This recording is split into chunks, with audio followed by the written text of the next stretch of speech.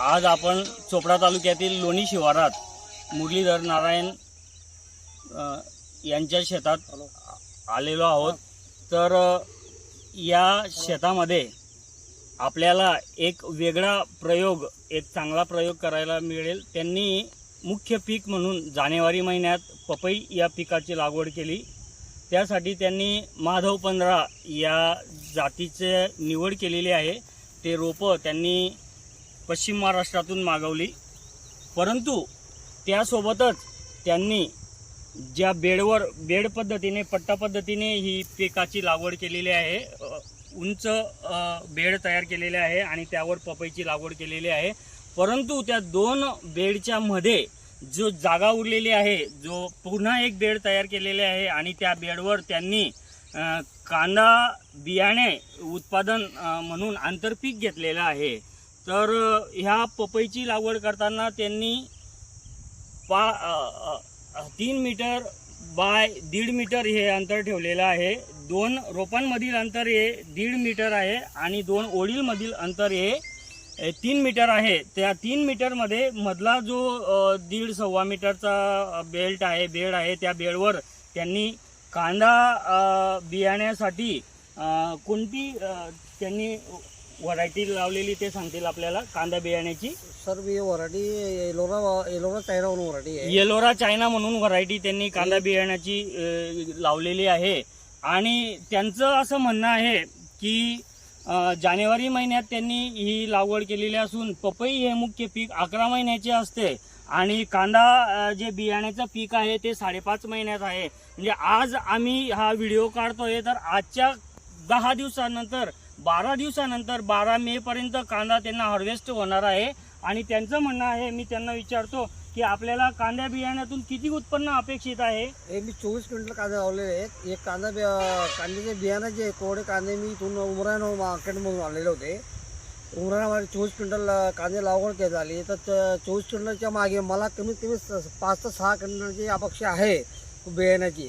पण हे बियाणं जे आहे मी प्रत्येक शेतकऱ्याकडे, आमचे बालेगाव उमराणा सोंदराकडे शेतकरी आहेत त्यांच्याकडे पोच करतो आणि तिकडे आज पाहिलेने बी दिलं जातं, तर आम्हाला ते 1000-1200 रुपये किलोने त्याचा भाव मिळतो। म्हणजे त्यांचं म्हणणं असं आहे की मला इथून कमीत कमी 5 क्विंटल बियाण्याचं उत्पादन 2 एकर क्षेत्रातून अपेक्षित आहे आंतरपीक म्हणून। आणि तो जर मार्केट भाव घेतला तर होलसेलला आपल्याला 50,000 रुपये क्विंटल सहज उत्पादन मिळतं। परंतु ते स्वतः शेतकऱ्यांकडे विकणार असून रिटेल पद्धतीने तर त्यांना 1000 रुपये किलो म्हणजे 1 लाख रुपये क्विंटल बियाणं विकण्याचा त्यांचा मानस आहे। आणि जर आपण सरासरी पकडली, समजा 5 क्विंटल उत्पादन आलं तर त्यांना 5 लाख रुपयाचं उत्पादन या आंतरपिकातून मिळणं अपेक्षित आहे। आणि मुख्य पिकाचं जे आहे, तर मुख्य पीक हे 11 महिन्यांनी येणार आहे। जानेवारीत त्यांची लागवड केलेली आहे आणि ते पीक साधारणतः आपल्याला ऑक्टोबर किंवा नोव्हेंबरच्या महिन्यात येईल। आणि त्यावेळेस जर पपई पिकाचा भाव पाहिला तर तो 10 रुपये ते 12 रुपये किलो हा सहज त्यांना अपेक्षित आहे।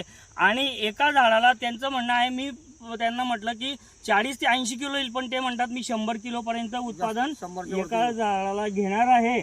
आणि ह्या मुख्य पिकाची त्यांची 1450 रोपं 2 एकर मध्ये त्यांनी लावलेली आहेत। तर हा चांगला प्रयोग मुरली काका, माझे काका आहेत ते मुरली काका यांनी लोणी शिवारात केलेला आहे। तर आपणही अशा पद्धतीने एक वेगळा प्रयोग केला। 16 mm ची ड्रीप त्यांनी वापरलेली आहे। कांद्याचं रोप जे कांदा लावलेला आहे आणि त्याचे जे यांना आपण टोंगे म्हणतो आपल्या लोकल लँग्वेजमध्ये, हा जो कांद्याचा टोंगे हा पडू नये, बाजूला जाऊ नये म्हणून त्यांनी तार त्याला सपोर्ट म्हणून लावलेला आहे। एक चांगला उपक्रम त्यांनी केलेला आहे। सर्व बागेला त्यांनी वेळोवेळी म्हणजे फर्टिगेशन दिलेलं आहे, ड्रीपच्या माध्यमातूनच त्यांनी सोल्युबल खतांचा वापर केलेला आहे. हे साधारणतः जर तांत्रिक बोलायचं झालं तर पपई पिकाला 200 नत्र, 200 स्फुरद आणि 200 पालाश एवढ्या एका हेक्टरी अपेक्षित असतं. आणि तशाच पद्धतीने त्यांनी 200 नत्र, 200 स्फुरद आणि 200 पालाश आपल्या शेतामध्ये पपईला वापरलेलं आहे. आणि ह्या कांद्यासाठी वेगळं खत त्यांनी वापरलेलं आहे ह्या आणि आपण अशाच पद्धतीने वेगळा प्रयोग हा करावा. आरावद आमचं कांद्याचं चांगलं मार्केट आहे. नाशिक आपलं जळगाव जिल्ह्यात सर्वात मोठं मार्केट इथे कांद्याचं आहे आणि तिथे कांदा लागवड खूप प्रमाणात दरवर्षी आमच्या ह्या पंचकृषीत केली जाते. आणि त्या लोकांना जर जवळ घराशीच हे बियाणं उपलब्ध झालं तर चांगले शेतकऱ्यांपर्यंत पोचू. अशा पद्धतीने आपण जर विचार केला 11 महिन्याच्या या कालखंडात या शेतकऱ्याने पॅकिंग झालं तर हे बियाणं 2500 रुपये किलो विकले जातं. बरोबर, हेच बियाणं जर बॉक्स मध्ये पॅक केलं तर ते 2500 रुपये किलो विकलं जाईल असं त्यांचं म्हणणं आहे. आणि शेतकऱ्यांपर्यंत 1000 रुपयातच त्यांना पोहोचवणार आहे. त्यांनी डायरेक्ट म्हणजे कंपन्यांकडून न घेता यांच्याकडून जर लूज पॅकिंग घेतलं तर 1500 रुपये किलो मागे शेतकऱ्याची बचत होणार आहे असं त्यांचं म्हणणं आहे.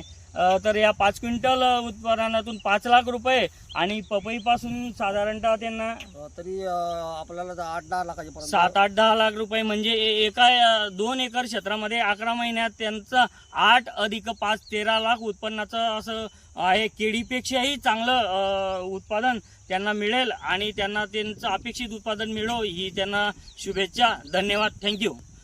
व्हिडिओ जरूर लाईक करा, जरूर सबस्क्राईब करा. माझं नाव मुरलीधर नारायण चौधरी. माझा मोबाईल नंबर आहे 80 555 85 85 61 22 अलाहाबाद.